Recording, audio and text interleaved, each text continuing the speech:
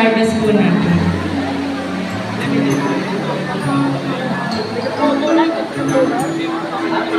After po natin matanggal ang mga unang dahon, ay maglalagay po tayo ng karagdagang lupa. Lagyan po natin ito ng lupa na sakto lang na matatabunan yung pinagtanggalan ng ito. Yung naman loob ng isda. Di ba po? Tinatapon lang sa palengke yun. Kaya, minsan po kasi binibili ko yun eh. O kain po sa kanya ba po. After 6 days, ay makikita na po natin ang pagsibol ng mga bagong sanga. Sa bawat puno ng kapong ay may upos po na dalawang mga bagong sanga. O, day 15, dapat ganyan po yung tsura na i-monitor po namin ah. Saka po tayo pwede magsagawa ng pag-harvest.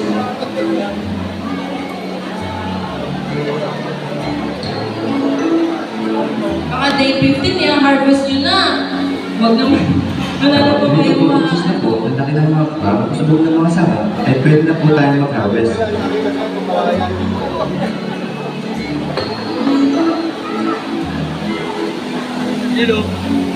Babayaran to ha. Pag-harvest naman po, patuloy nyo lang po dito.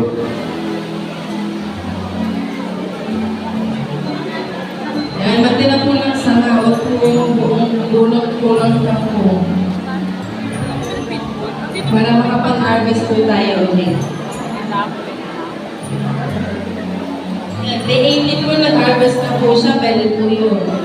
Kasi Kung makakasama ng mga gulay, itong natin, ay makakakala na diabetes. Kaya napunta na yan sa mga pag-harvest. Dahil bata ka, ang tayo lagi. Pero habang tumatagal, ay malapit po ang madalang ito. Kung gusto nyo naman paramin pa ang tayo mga po, ay buhin nyo lang po itong talbos. At itong mga scope, ay iwawan nyo lang po sa tubig. Sa magkaroon nito ng mga ugat. Kung nagkaroon na po ng mga ugat, saka nyo po itanim sa lupa. Pwede nyo pa po ito dagdagan ng lupa para dumami lalo ang mga ugat at magkaroon ng mga bagong sanga. After 10 days mga gulay, pwede na ulit tayo makapag-harvest ng kangkong. Mabilis na po ang paglaki ng mga yan dahil marami na po ang mga ugat. Ayan, kangkong po Pwede kayo. ang gulay. Maglagay lang po kayo ng 4 na buto sa bawat buti ng soft drinks. Ayan. Sana po ay may natutunan kayo sa pagtatanim ng kangkong. Huwag niyo po sana kalimutan mag-like at subscribe. Pindutin niyo na rin po ang notification bell para may updated kayo sa mga bago mong video. Maraming Ayan, salamat thank you, po sa sir, panonood mga gulay. See you po sa next video natin. Happy gardening! Ayan po yung kangkong. Pag sweldo, pag tayo ay tataas at huwag pong maghilahan. Ayan. Sunod po ay yung sa petsa kasi po, yun nga po, ibibigay din po namin yung seeds. Sige po, sir. Sa video na ito ay ipapakita Credit to honor ang din po yan kasi nagmadali lang po talaga kami pagtatanim gumawa ng ng gamit ang mga PowerPoint. plastic bottles ng Coke. Ang idea na ito ay galing pa sa ibang bansa dahil wala silang malawak na lupain ay gumamit na lang sila ng mga plastic bottles para mapagtaniman ng maraming pechay. Kaya malaking tulong na matutunan natin ang kanilang ginagawa para makapagtanim kahit nasa bahay lang. At nais mo rin matutunan ay tapusin panoorin mo lang ang video na ito para magka-idea ka na. Tara na at umpisahan na natin. Simple lang naman ang gagawin. Kumuha ng pagpunlaan. Pwede ang galon na hiniwas sa gitna, palanggana o iba pa. Lalagyan lang natin ito ng buhaghag at malambot na lupa. Kung wala ka pa naman lupa na gaya nito ay huwag mag-alala. Dahil nabibili lang naman ito sa garden shop na malapit sa inyo at available din sa online. Tulad ng Lazada at Shopee, punuhin na natin ang galon at patagin lang ng maayos para magandang punlaan. Ngayon ay kunin na natin ang buto ng pechay, buksan na natin ito at ibuhos sa kamay, ibadbad na natin ito sa lupa, at kung wala ka pang buto ng diligan na natin ito para mabuhay na at mag-germinate. Pagkatapos ay ipwesto na natin sa lugar kung saan ay makakakuha ng tamang sikat ng araw. Habang hinihintay natin na tumubo ang punulin lang natin ang bandang ulo nito gamit ang matalim na blade at sa pinakapuwitan naman nito ay bubutasan natin gamit ang soldering iron. Tusok-tusukin lang upang magkaroon ito ng malulusog at berdeng-berde ang mga dahon. Ang gagawin naman natin ay tatanggalin natin ang mga maliliit na dahon sa baba, puputulan lang natin ito gamit ang gunting. para mabilis lang natin matanggal ang magulang na dahon hanggang sa matapos natin lahat. Ngayon ay kumuha naman tayo ng abono. Magsandok ng isang cup, haluin lang ito ng maayos upang matulo ang abono. Ilalagay sa pandilid ng halaman. Pagkatapos ay ididilig natin ito sa tanim natin na pechay. Sa ganitong paraan ay mas mapapabilis ang paglaki ng ating halaman at magiging pa doon ay hindi ito basta-basta dadapuan ng sakit. Pagkalipas naman ng 25 araw, ay ganito na rin kalaki ang mga tanim natin na pechay, may malalapad na dahon at berdeng-berde. Bukod pa doon ay healthy na healthy pa ito. Sa ganitong gulang na ay nalalapit na rin itong pwedeng ito'y nasa tamang gulang na rin upang pwede na kunin o anihin. Masarap sa pakiramdam na magtanim gaya nito, dahil malaking tipid din para sa atin makapagtanim ng sariling gulayan, dahil hindi na natin kailangan pang bibili sa palengke ng pechay. Bukod pa doon ay pwede pa natin itong pagkakitaan, dagdag income. Ngayon ay kumuha na tayo ng at para mabilis ay puputulan lang natin ito gamit ang gunting para may pangulam na sa bahay. Bukod sa may ulam ka na ay pwede pa natin itong ibenta ang iba. At kung nagustuhan mo rin ang video na ito ay huwag kalimutan mag-follow and subscribe sa Ayan, Baby subscribe Garden na at po Home kayo. para updated. Ayan po. Before 1 month po, pwede po tayo mag-harvest ng pechay. Lahat po ng leafy vegetable na ibibigay po namin seeds, before 30 days, pwede na po kayo mag-harvest. Ayan po. Tapos mamaya po, mustasa ulit. Talong po naman po yung planting guide. Pero di ba po, napapansin nyo pare-parehas lang po siya. Ang variety nito ay meron itong paired seeds na pwede may tanim sa 150 square meter. Maaaring na raw makaani dito sa loob lang ng 65 days after transplanting. Maaaring magtanim at mag-ani dito kahit anong buwan. Meron din guide kung paano ang tamang paglalagay ng abono at may QR code din para malaman kung anong mga sakit ang maaaring lumabog dito. At may warning din na hindi magiging katulad sa picture ang magiging itsura ng talong. Depende.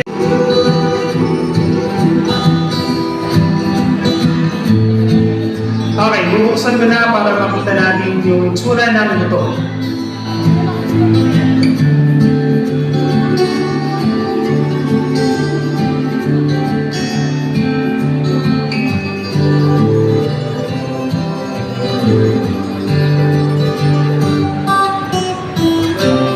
Ayan, tingnan ninyo. Ganito ang itsura ng buto ng talong.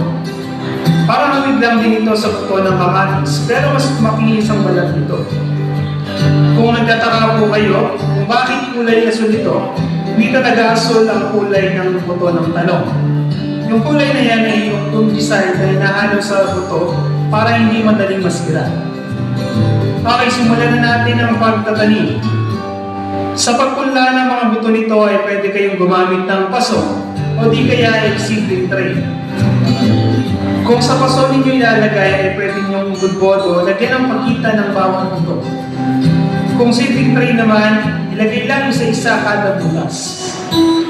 Mas mabilis ang pag-germinate ng mga buto kung mataba ang lupang pagpupunlaan.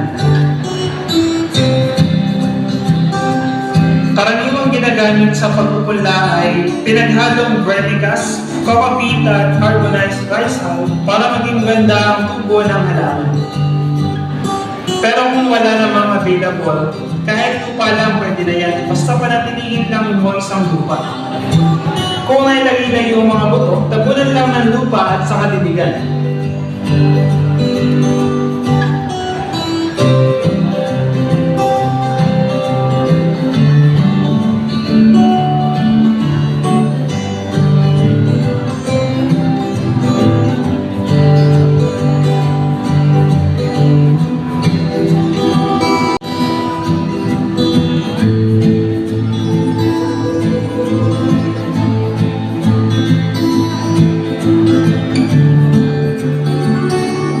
At kumita na rin sila.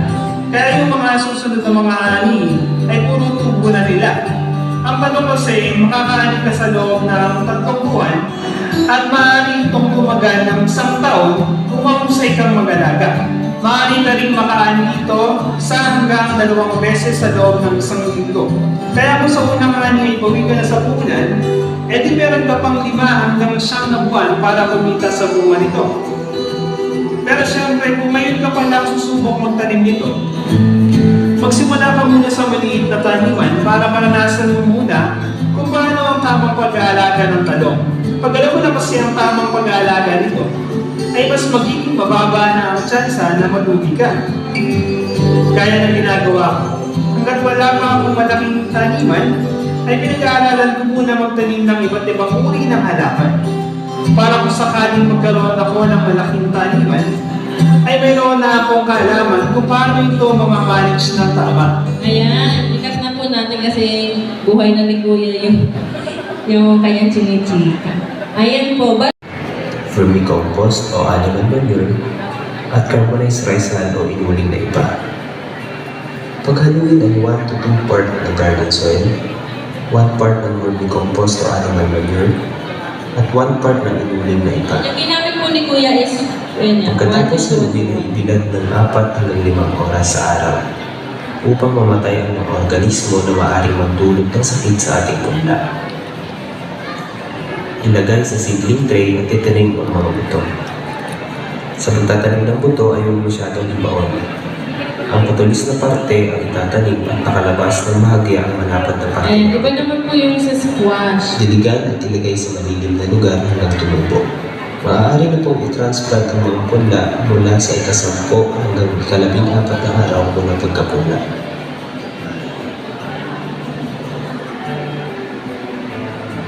Sa paghahanda ng taniman ay mas mainam na gumawa ng kanal Mas forward sa na. mas mabilis na pagpapatubig sa mga kalabasa. Layo na ng butas sa 1 metro. Doon po tayo po, fast forward na lang po namin. Wait lang.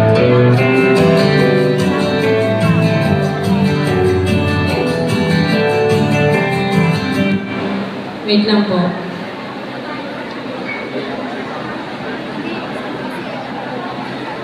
Fast forward.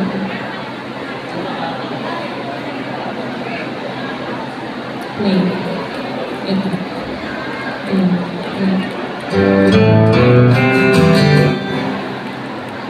Ito na.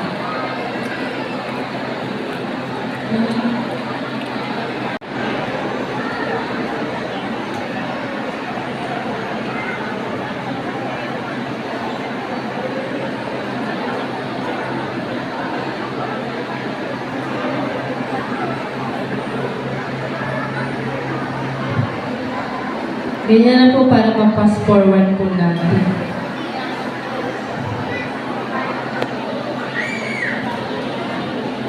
Hindi, wait lang. Kasi baka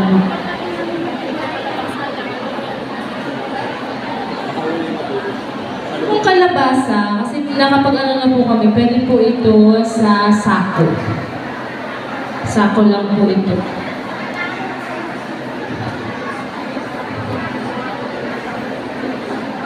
Ano ba ito?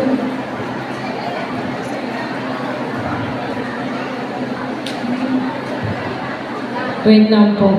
Bali po iba yung video na inano po namin. Pero para-parehas lang naman po yan. Sasama na lang po ninyo ano yung kalabasa. Pwede po siyang direct. Pero kasi kita niyo po, di ba? Ang sabi ko po kanina, kahapon po, na pag malaking buto, direct seeding na siya. Hindi na po kailangan ng mga seedling tray o kaya maliliit na container. Kaya po nasabi ni Kuya na kailangan ng seedling tray kasi po, yun po ay pang-production na. Para po ma-sure po natin na yung isang lupa ay may halaman. Yun po yun. Pero po kasi pag direct seeding, kaya na yung inyong lagayan, may container. Kung 98% lang po kayo, 90 to 98% yung bibigay po namin buto, yung seed germination po, pag nabigay po kami ng 10 pirasong buto ng pechay, isa o dalawa doon po ay hindi totoo. Wala po kasiguraduhan, pero lahat po ay si Sir John John, si Sir John John. Ay, wait lang po. Pwede po ba kami pa-picture sa second day po natin? Kasi po makikita po tayo tomorrow din, pero saglit na lang po kasi seeds na lang po yung ibibigay namin. Picture. Thank you po. Thank you po sa pakikinig sa inyong lahat. Maraming salamat po. Sana magkita po tayo uli at may meron po kayong mga harvest. Picture!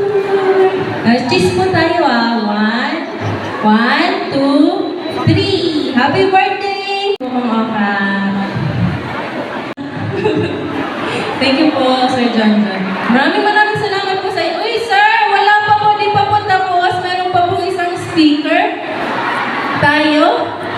Pasensya na po. Ay, Konting ano lang naman ho tayo, no? Hindi na tayo abutin ng alas 5 rito. Ayan po, no? Sana ho may natutunan kayo sa Caloocan City Parks, no? Biruin nyo si Mayor. Kasi nga, pag tupad ng tupad, walis ng walis, parang walang nangyayari, di ba? Hindi katulad ngayon, yung naisip na ni Mayor Along at ang DSWD, tulungan naman natin sila ng pagtatanim. Malay natin, isa sa inyo, 10 sa inyo, sa mga susunod, hindi na tayo ng balitawag. Ang balitawag na ang dadayo sa lubang. Palakpan naman po natin si Mayor Along at Congressman Oka Consial Enteng Malapitan. Ngayon po, ayan, habang nag-aayos pa po sila, sir, ayan, lahat po ba? Sa bagay, kanina naman po ako nandito, no? Nakita ko naman talagang yung iba na nagbibideo pa, nagbibideo. Siyempre, pag nasa unahan tayo, talagang yung isip natin talagang matututok talaga. Pag ako po, nung nagsaseminar sa Subic, gusto ko nasa unahan ako. Kasi kaya ako na gusto ko matuto. Ngayon, yung natutunan ko, share ko naman sa aking mga kasamang kapamilya. No? Kaya mas maganda ko nasa unahan kasi pag nasa likuran, wala na ako eh. No? Banding-banding na lang tayo. No? Ito, natututo na kayo mag-aral. Baka magkaroon pa kayo ng hanap buhay. Kaya ako ngayon, nandito na po, tinatawagan ko na po, ang masipag, no? Ng taga-parks. Palakpan naman po natin si Sir Rodolfo.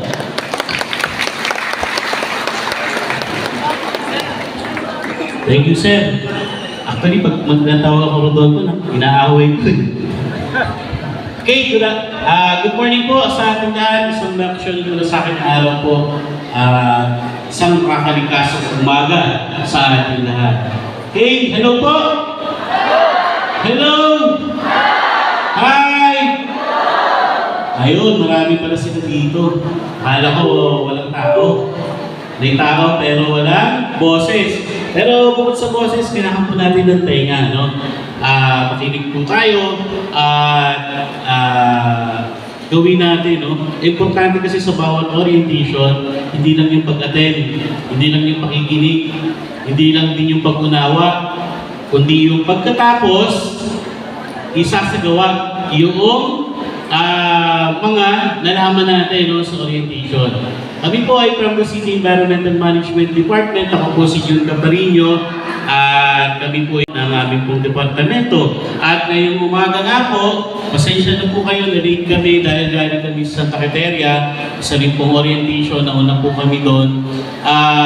Ay magkakaroon po tayo. Actually, pang ilang beses ko na rito to sa morning breeze, no?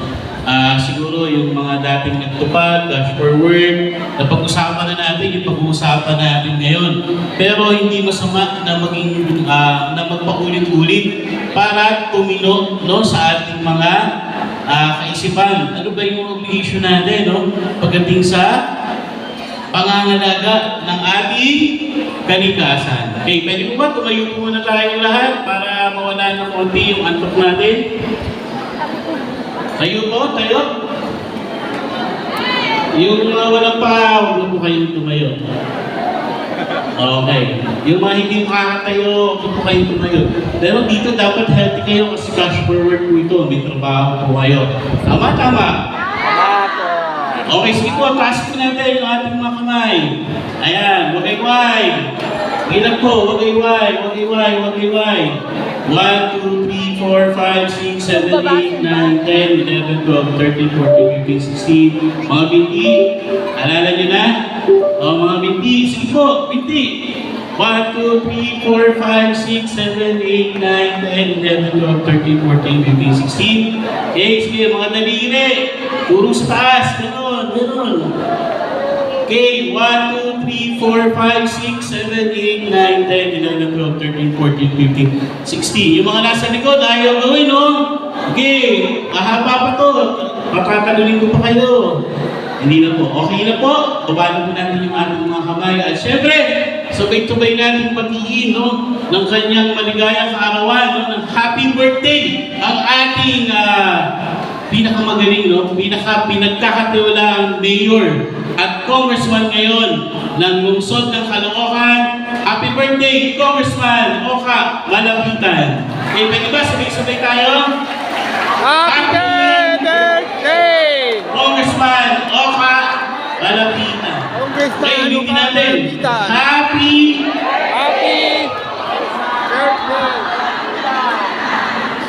Ayan, narinig na siguro ni Mayor kung kaya, no? Okay, thank you po. Pwede na tayo umupo at makinig na po tayo. Bibilisan ko na lang po. Actually, 2 oras po ito. Gagawin na lang po natin 2 minutes. Ayan, nagising ba? Anong naramdaman nyo? Diyan sa may barangay, pick up points. Maaga pa lang, tatapo na kayo ng basura. Wala pa yung truck. Pinupuno nyo na ng basura yung kalsada ninyo, yung kanto. Pagdating sa General Tino, dami rin basura. Pagdating doon sa may McDonald's, dami rin basura. Eh sabi nila, yung mga taga-bagong barrio daw, malilinis. Tama ba? Malilinis sa bahay. Gusto nila malinis yung bahay, pero yung basura nila, tinatapon sa kapit bahay. Eh, masaya kayo ah. Ganito ba yung gusto natin mangyari, no? Sa ating environment, sa atin, Congressman Oka Malapitan, at ngayon Mayor natin, Mayor Dale Alves. Bagong malaking mga increase dati marami kayong tao. Okay, at kung 70,000 na kayong tao ito, no? O 100,000. O nandito pa, ito sa mga sa bagong-bagong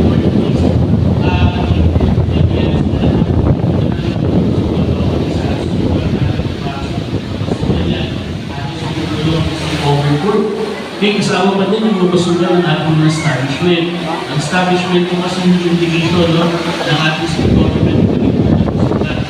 Dapat sa establishment na yun sa division parking na monitor lang ang basura. Okay? Ayan. So, ang indication ng city government, monitor yung basura ng ating mga nagagaling sa mga bahay-bahay. Okay? Imagine nyo, hindi namin na ngayon siya. Ang sabi ng batas, sa atin, o mas sinabi natin sa tawag ng Ecological Solid Waste Management Act of 2000, sabi nito dapat ito lahat ng bahay ay nagsisegregate. Lahat ng tao sa bawat bahay. Di ba na bahay? Ang bawat tao, pamilya, sa bawat bahay, sa lahat ng bahay, ay dapat nagsisegregate ng kanila basura. Anong may pagkakaroon natin segregate? Nagsisegregate, pag-iwain. Okay po. Ayan, kapit ka na lang. Tapos na yung pangalawang araw na tutorial lang. Hindi ho pwede PhilHealth ID. Hindi ho pwede TIN ID. Pumunta na ho kayo. Ha? Malabas na yung mga tao. National ID natin. Ano ba gamit niya? Hindi, yung gamit mo sa pinimahan niya. Yan. Hindi kaya mo. Pilar ko, hindi. Oo. Yan. Sabi pwede yun, ako kayo na? Ano? Omelette. Ha?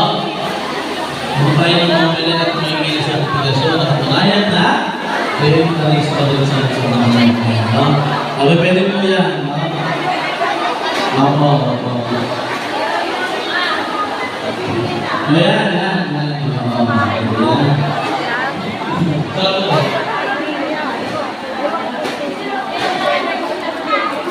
Kailangan ng malookan. Opo. National ID pwede ko. Bukas o, pag nila kayo pa-check nyo, double check nyo na. Pag okay na, kasi okay na. Pag okay na rin.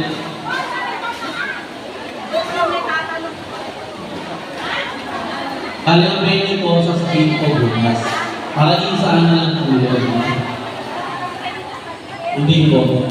Mga nasa audio po, baka kayo ng pagkain. Oo. Bukas o ba? Double check nyo po. Nandiyan po, saan na lang po.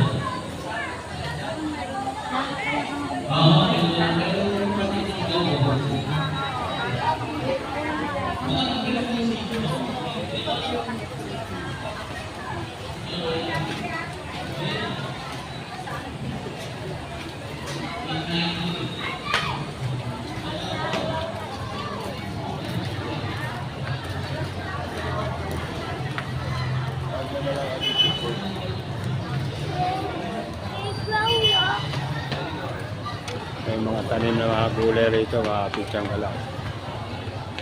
Sa loob ng eskwelahan. Sa labas pala ng eskwelahan dito sa mga garden. Ayun, mayayabong yung talong. Yan.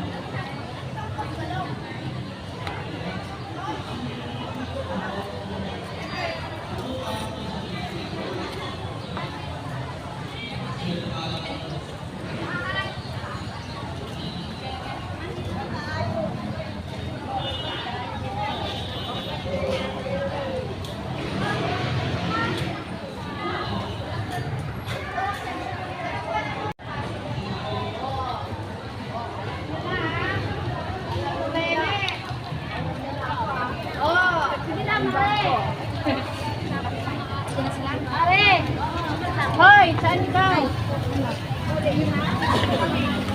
Very good. Naantay ko nga ito siya Marjorie.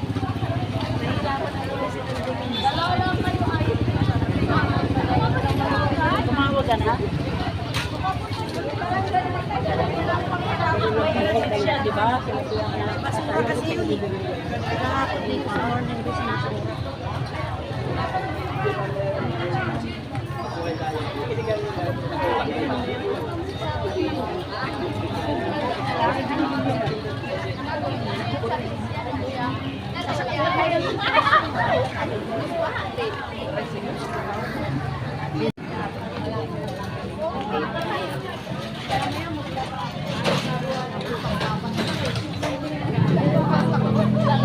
Titinda ng buko dyan.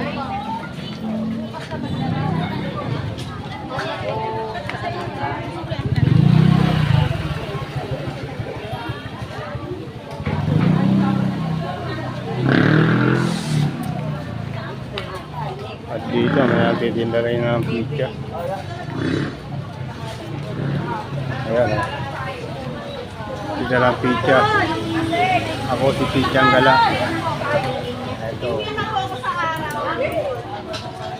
Bawal sa amin eh.